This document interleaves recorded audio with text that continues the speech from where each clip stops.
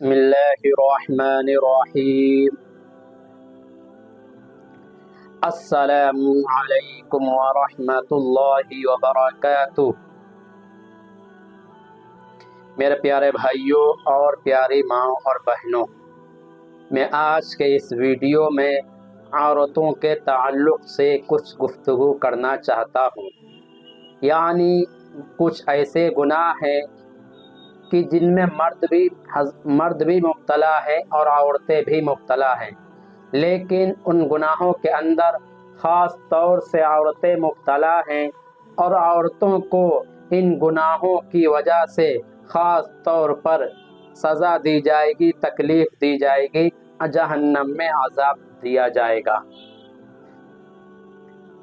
اور جو اللہ کے نزدیک بہت ہی ناپسندیدہ عورتیں ہیں، نبی کے نزدیک ناپسندیدہ عورتیں ہیں، اللہ رب العالمین اور اس کے نبی ایسی عورتوں کو، ایسی خواتین کو پسند نہیں فرماتے ہیں۔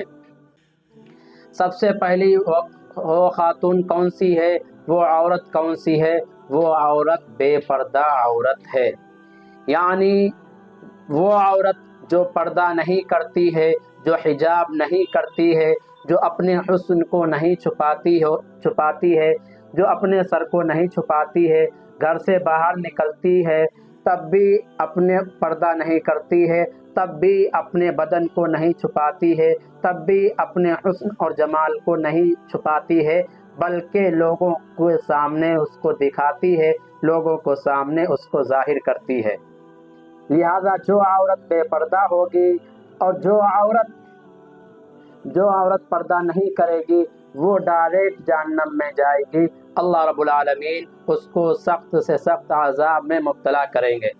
دوسری عورت، تیز زبان والی عورت۔ آج کتنی عورتیں ایسی ہیں، کتنی خواتین ایسی ہیں کہ جو اپنے گھروں پر ہوتی ہیں، جب اپنے میکے میں ہوتی ہیں تو اپنے گھر والوں سے، اپنے ماں باپ سے، اپنے بھائی بہن سے، اپنے رشتہ داروں سے بہت ہی پیار سے بولتی ہیں، بہت ہی محبت سے بولتی ہیں۔ جب ان کا نکاح کر دیا جاتا ہے، جب ان کی شادی کر دی جاتی ہے، تو وہی عورتیں اپنے شوہر سے، شوہر کے والدین سے بد کلامی سے بات کرتی ہیں، ہر بات کا الٹا جواب دیتی ہیں۔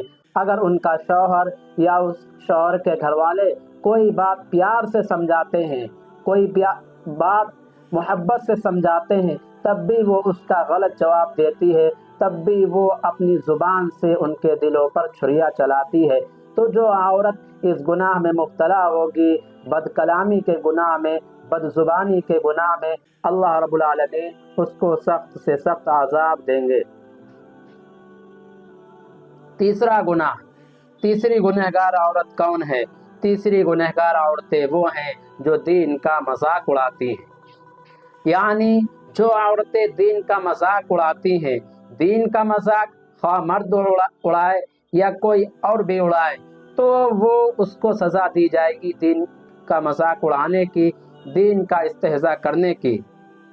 لیکن خاص طور پر عورتوں کو جب کہا جاتا ہے پردہ کرو اور پردے کے باہر گھر سے نکلو، یا اس طرح سے نکلو یا اس طرح سے نکلو، تو وہ عورتیں بہت ہی زیادہ شور و غل کرتی ہیں، بہت ہی زیادہ واویلا مچاتی ہیں اور بہت ہی زیادہ دین کا مذاق اڑانے لگتی ہیں، اور کہتی یہ کیسا دین ہے کہ جو مردوں کو تو پردے کا حکم نہیں دیتا ہے اور عورتوں کو پردے کا حکم دیتا ہے۔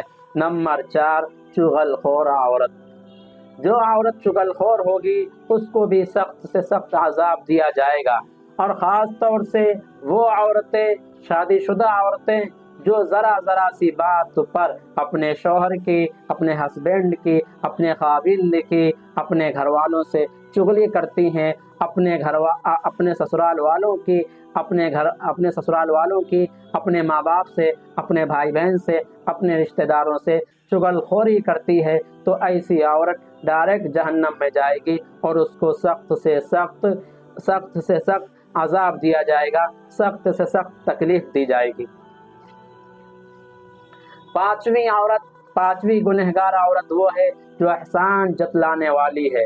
یعنی شوہر کو بات بات پر احسان جتلاتی ہے۔ شوہر وہ ہے جو बीवी को और बच्चों का ख्याल रखने के लिए, बीवी का ख्याल रखने के लिए, बीवी का पेट भरने के लिए, बीवी को अच्छे से अच्छा कपड़ा पहनाने के लिए, अच्छे से अच्छी जगह घुमाने फिराने के लिए, अच्छे से अच्छे खाने पीने के लिए जो है मर्द हर तरह की मुसीबतों को, हर तरह की परेशानियों को उठाता है, बाहर जाता है, ऑफिस में काम करता है, फैक्ट्रियों में काम करता है, घरों में काम करता है, मकानों में काम करता है, लोगों की गालियां भी सुनता है, लोगों की कड़वी बातों को भी सुनता है, लोगों की बदकलामी को भी सुनता है, लोगों के तानो तशनी को भी सुनता है। लेकिन वही औरत अगर शौहर के साथ जरा सी कोई भलाई कर दे तो वो उसका ताना मारती है, वो उसका एहसान जतलाती है। तो ऐसी औरत भी ना अल्लाह के नज़दीक पसंदीदा है और ना ही अल्लाह के नबी जनाब रसूलुल्लाह सल्लल्लाहु अलैहि वसल्लम के नज़दीक पसंदीदा है। छठी औरत, शौहर की नाफरमान औरत। अल्लाह के नज़दीक शौहर की नाफरमानी करने वाली औरत भी सख्त गुनाहगार है और इसको क़यामत के दिन और मरने के बाद कब्र के अंदर निहायत ही सख्त अज़ाब दिया जाएगा, निहायत ही सख्त तकलीफ दी जाएगी। सातवीं औरत, शौहर की ग़ीबत करने वाली औरत। यानी जो औरतें ग़ीबत में मुब्तला हैं उनको अज़ाब होगा ही, और जो मर्द भी मुब्तला हैं उनको भी अज़ाब होगा, उनको भी सज़ा दी जाएगी। लेकिन वो औरतें ख़ास तौर से जो अपने शौहर की ग़ीबतें करती है, जो अपने शौहर की बुराइयां करती हैं, जो ज़रा सी बात को, ज़रा से काम को अपने घर वालों से बतलाती हैं, अपने रिश्तेदारों से बतलाती हैं, तो ऐसी औरतें अल्लाह के नज़दीक, ऐसी बीवियां नबी के नज़दीक, सहाबा के नज़दीक, मज़हब इस्लाम के अंदर, दीन के अंदर ऐसी औरतों को नापसंद किया गया है, ऐसी औरतों को पसंद नहीं किया गया है। लिहाजा जो औरतें अपने शौहर की ग़ीबत करती हैं उनको भी सख्त से सख्त अज़ाब दिया जाएगा।